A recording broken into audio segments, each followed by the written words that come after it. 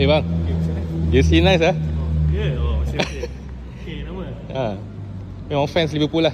Fans Liverpool lah. And then jersey ni jersey tahun bila Tahun, alah, Lupa. tak ingat lah. Tapi ni zaman-zaman bukan champion kan. Belum.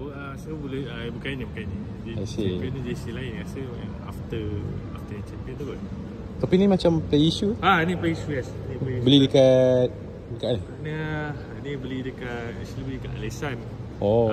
Wife belanja lah, birthday. Wow, sweet lah. Tapi masa beli tu tak ada nama. Ni masa hari tu pergi Anfield, nama ni buat kat mana lah. Pergi Anfield? Pergi Anfield. Oh, bawa di sini. time menang ke macam ni? Bila? Season ni. Pergi season ni. Wow. Masa saya sempat tengok game lah, Liverpool lawan versus Brentford. So maksudnya Liverpool menang tu sebab abang pergi sana lah? Tak. Mungkin lah, mungkin.